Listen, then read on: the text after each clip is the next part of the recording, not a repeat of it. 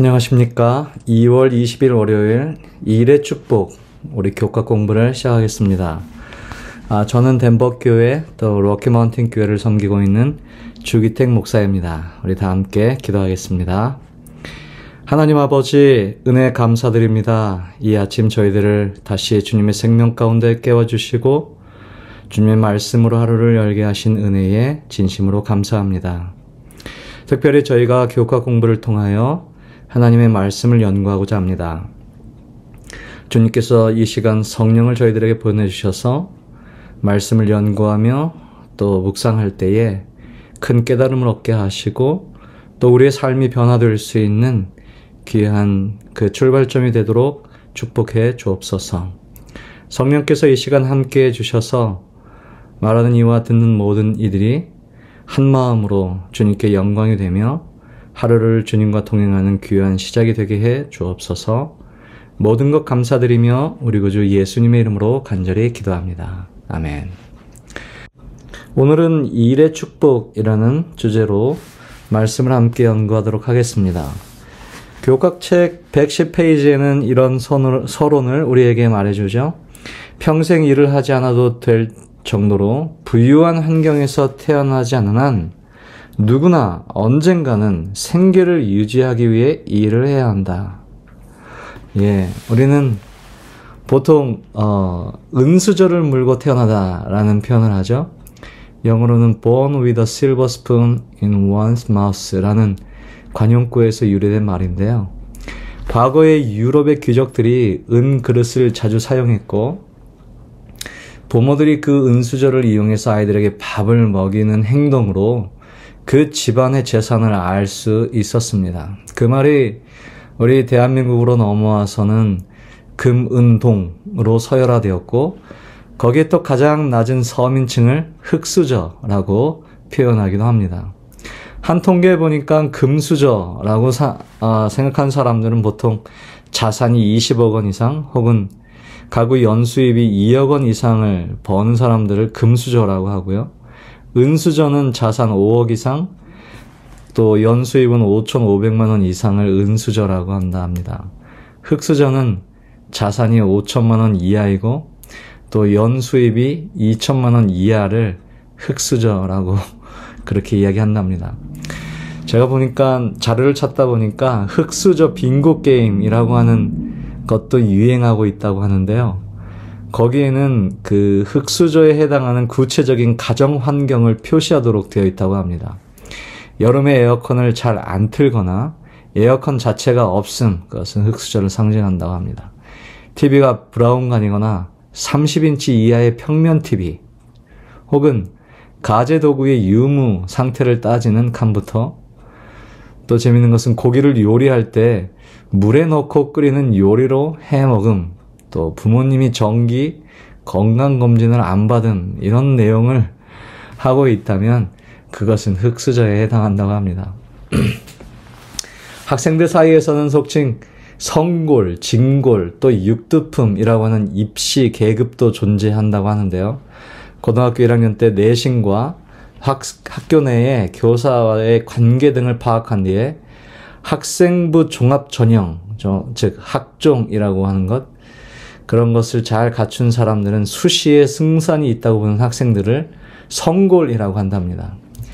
대학 수학 능력 시험 또 정시에 어느 정도 고려 대상이 되는 학생들은 진골이라고 하고 학종도 안 되고 무조건 수능 혹은 정시에만 올인해야 하는 학생들을 육두품이라고 표현한다고 합니다.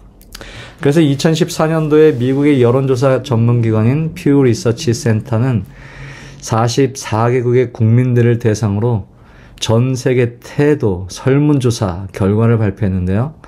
그 조사에서 대한민국 국민들은 불평등이 우리 사회에 가지고 있는 가장 큰 위협이라고 대답을 했다고 합니다.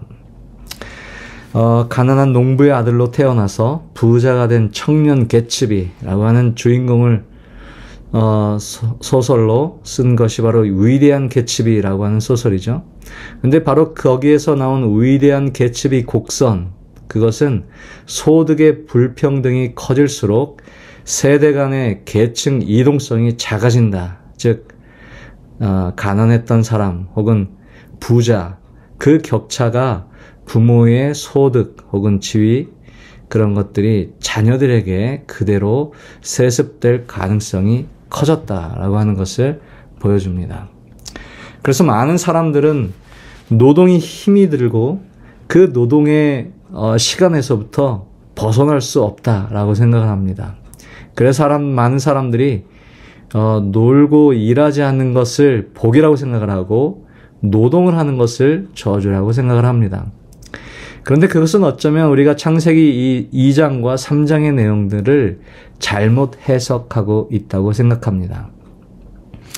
창세기 3장 16절의 말씀은 여호와께서 여자에게 이르시되 내가 내게 잉태하는 고통을 크게 더하리니 내가 수고하고 자식을 낳을 것이며 너는 남편을 사모하고 남편은 너를 다스릴 것이니라 하시고 아담에게 이르시되 내가 내 아내의 말을 듣고 내가 너더러 먹지 말라 한 나무 실과를 먹었은즉 땅은 너로 인하여 저주를 받고 너는 종신토록 수고하여야 그 소산을 먹으리라 라고 말합니다. 노동에 대해서 서양인들은 대체로 두 가지로 생각이 나눠집니다. 고대 그리스 또 로마 시대에는 노동을 굉장히 천하게 여겼습니다. 특히 그리스인들은 노동을 저주로 여겼고 지배층인 자유인들이 아니라 하급 계층에 있는 노예들이 하는 것으로 그 노동을 평가절하했습니다. 그래서 그리스어로 노동 또는 일이라는 단어와 슬픔 또는 비탄이라는 의미의 단어가 같은 것은 결코 우연이 아닙니다. 영어로 labor라고 하는 단어는 보통 노동, 일이라는 의미와 함께 고역 또 산고의 의미도 가지고 있는데 바로 이런 것이 전통적으로 그 노동의 괴로움을 의미하고 있다고 여겨집니다. 아리스토텔레스는 여가를 즐기는 것이 생애의 목표로 삼았기 때문에 여가를 즐기는데 방해되는 육체의 노동은 자유인들에게는 전혀 무가치한 것으로 생각했습니다. 그래서 기술자 혹은 상인들의 삶은 매우 천박한 인생이라고 매도해 버렸던 것이죠. 이러한 노동 천시의 사상이 그 사회가 단순히 노예 사회였기 때문만은 아니었습니다. 노동에 대한 그들의 철학 또한 잘못되어 있었습니다. 그들은 철저하게 이원론으로 그것을 구분하였습니다. 정신적인 이데아 세계는 고상하고 물질의 세계는 저속하다는 생각에서 육체 노동을 경멸했고 또 그 저열한 육체의 필요를 충족시키는 목적으로 행해지는 노동을 천시했던 것입니다. 이러한 힐압의 이원론적 사상이 중세시대 교회에도 영향을 미쳤습니다. 그래서 이를 신성한 일과 세속적인 일로 양분해서 생각하는 경향이 있었습니다. 이를테면 수도원에 들어가서 기도를 하고 명상하고 말씀을 묵상하는 일들은 성스럽고 고상한 일이요. 이 세상에서 행해지는 세속적인 일은 속된 일로 그들은 철저하게 이원론적 사고에 빠지게 되었습니다. 이러한 경향은 그리스 로마 시대의 사상에 또 종교적인 색채가 더해지게 되었습니다. 그 시대가 바로 중세 로마 시대였는데요. 바로 그러한 잘못된 노동관에 기인하여 그 당시에 여러 가지 좋지 않은 일들이 발생됐던 것입니다. 그런데 루터와 캘빈은 그러한 종교 개혁자들에 의해서 개신교의 노동윤리가 점차 확립되어 갔습니다. 개신교의 노동관은 한마디로 하나님께서 이 세상에서 일하도록 우리를 부르셨다라는 사상입니다. 이것을 소명 직업관이라고도 합니다. 그래서 직업을 의미하는 단어, 영어로는 vocation이라는 또 calling이라는 이러한 단어들이 우리가 그것이 단순히 노동이 아니라 하나님께 부름받았다. 그 일을 위하여 하나님께서 우리를 부르셨다라는 것으로 사용되게 되었던 것이죠. 그래서 우리는 그것을 소명이라고 표현합니다. 소명의 다른 말은 즉 왕의 명령 혹은 하나님의 부르심이라는 말과 같습니다. 그래서 우리가 하는 모든 일과 직업은 하나님께서 우리를 그 일을 위하여 부르셨다라는 사실을 우리가 잊지 말아야 할 것입니다. 창세기 1장 26절 말씀 보면은 하나님이 가라사대 우리의 형상을 따라 우리의 모양대로 우리가 사람을 만들고 그로 바다의 고기와 공중의 새와 육축과 온 땅과 땅에 기는 모든 것을 다스리게 하자 하시고 하나님이 자기 형상 곧 하나님의 형상대로 사람을 창조하시되 남자와 여자를 창조하시고 하나님이 그들에게 복을 주시며 그들에게 이르시되 생육하고 번성하여 땅에 충만하라 땅을 정복하라 바다의 고기와 공중의 새와 땅에 움직이는 모든 생물을 다스리라 하시니라.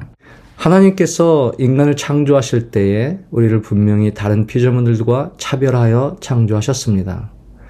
우리 인간만이 하나님의 형상으로 창조되었습니다. 그 중요한 목적은 이 땅에서 우리가 하나님을 대리하여 모든 피조물들을 다스리고 관리하도록 하시려는 것이었습니다. 그래서 우리는 오늘날로 말하면 하나님의 관리인이 된 것이죠. 주인이신 하나님께서 우리 인간에게 주인 대신 그 모든 것들을 관리하는 직무로 우리를 위임해 주신 것입니다. 그래서 성경은 노동을 육체 노동과 또 정신 노동으로 구분해서 말하지 않습니다. 그것은 인간의 편의상의 구분일 뿐이지 하나님의 아이디어가 결코 아닙니다. 성경은 그래서 우리의 육체 노동이나 정신 노동, 그것을 다 일이라고 규정하고 있습니다. 때때로 우리는 일을 할 때에 어떤 일은 거룩한 일이고 어떤 일은 천한 일이라고 생각하는 경우가 있습니다. 그러나 루터는 이렇게 이야기한 적이 있습니다. 성직자나 수도사나 수녀들이 가정주부나 소매업자들보다 더 거룩한 일에 종사하고 있다고 생각하지 말라. 한 소녀가 음식을 요리하고 집안을 청소하고 그 외 집안일을 하는 것이 아주 하찮은 일로 보일지 모른다. 그러나 하나님의 명령이 거기 있으니 아무리 사소한 일이라도 수도자와 수녀들의 고행보다 훨씬 더 하나님을 영화롭게 하는 일로서 마땅히 칭송받을 일이다.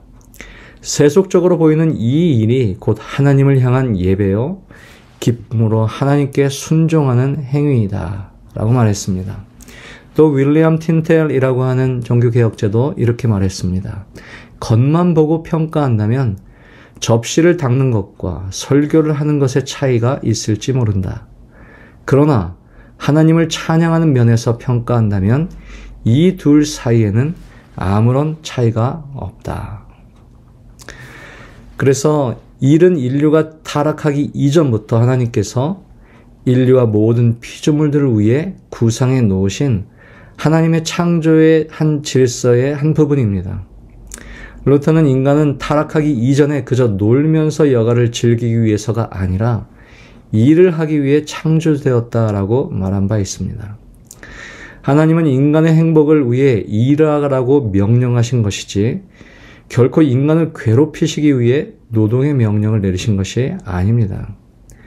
그러므로 노동은 저주가 아니라 하나님의 축복인 것이죠. 다만 인간의 타락으로 말미암아 고통과 수고가 거기에 더해졌을 뿐입니다.